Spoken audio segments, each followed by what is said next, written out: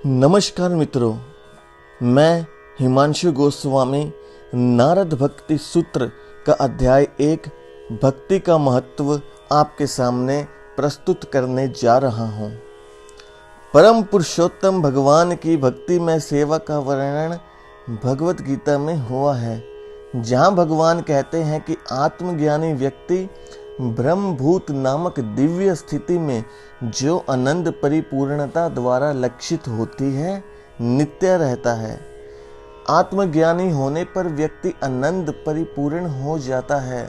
दूसरे शब्दों में वह आकांक्षा एवं शोक के भौतिक दूषण से मुक्त हो जाता है।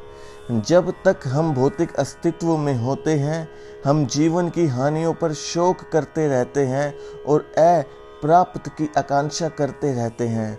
आत्मज्ञानी व्यक्ति आनंद परिपूर्ण होता है, क्योंकि वह भौतिक आकांक्षा एवं शोक से परे होता है।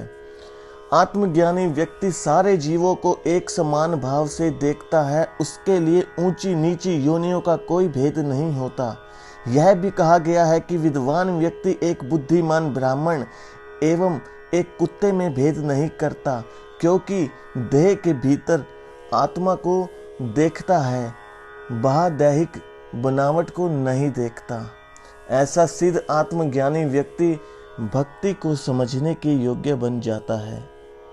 भक्ति इतनी उत्कृष्ट है कि केवल भक्ति के माध्यम से ही हम भगवान की स्वरूप स्थिति समझ सकते हैं। यह भगवत गीता में स्पष्ट रूप से वर्णित है। भक्ताया माम भिजानाथ, मतलब भगवान को भक्ति में सेवा द्वारा ही समझा जा सकता है, अन्य किसी पद्धति से नहीं। परम सत्य को समझने हेतु विभिन्न पद्धतियां हैं, किंतु यदि कोई व्यक्ति भगवान को यथावत समझना चाहता है तो उसे भक्ति योग्य की पद्धति ग्रहण करनी होगी।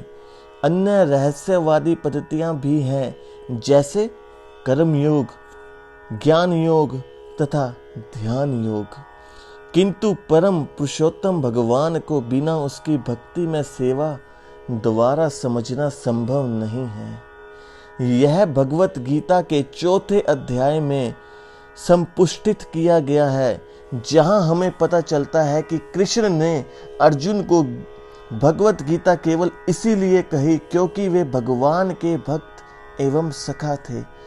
भागवत गीता भक्ति योग्य की पद्धति सिखाती है और इसलिए भगवान कृष्ण ने उसे अर्जुन को वर्णित किया, क्योंकि वह महान भक्त था। जहाँ तक आध्यात्मिक जीवन का प्रश्न है, भगवान का भक्त बनना ही परमोच्च सिद्ध है। साधारणतः लोग भौतिक प्रकृति के मायावी शक्ति के प्रभाव से पथभ्रष्ट हो जाते हैं। भौतिक प्रकृति के अनगिनत जीव हैं एवं उनमें से कुछ ही मनुष्य हैं। वैदिक साहित्य के अनुसार जीवों की 84 लाख योनियां हैं। पुराणों में कहा गया है कि जल में 9 लाख योनियां हैं, पेड़ पौधों की 20 लाख योनियां, कीड़े मकोड़ों की 11 लाख योनियां, पक्षियों की 10 लाख योनियां, पशुओं की 30 लाख योनियां तथा मनुष्य की केवल 4 लाख योनियां हैं। इस प्रकार मनुष्यों की सबसे कम योनियां हैं। सारे जीवों को 2 विभागों में बांटा जाता है, चर एवं अचर, जैसे वृक्ष, किंतु तदुपरांत भी इनके अनेक विभाग हैं। कुछ योनियां हवा में उड़ती हैं, कुछ पानी में तैरती हैं, कुछ धरती पे रहती हैं। धरती में रहने वाले जीवों में केवल 4 लाख ही मनुष्य योनियां हैं एवं इन 4 लाख मनुष्य योनियों में अनेक असभ्य या अपवित्र हैं। वे यथार्थ सभ्यता के स्तर पर नहीं।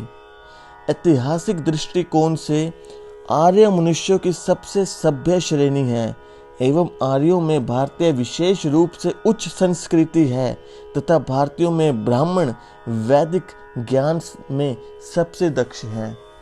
वैदिक संस्कृति विश्व भर में सम्मानित है और हर स्थान पर ऐसे लोग हैं जो इसे समझने को उत्सुक हैं।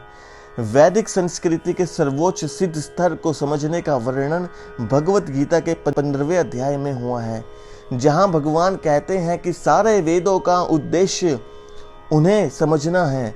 वे सौभाग्यशाली हैं जो वैदिक सांस्कृतिक जीवन के प्रति आकृष्ट हुए हैं।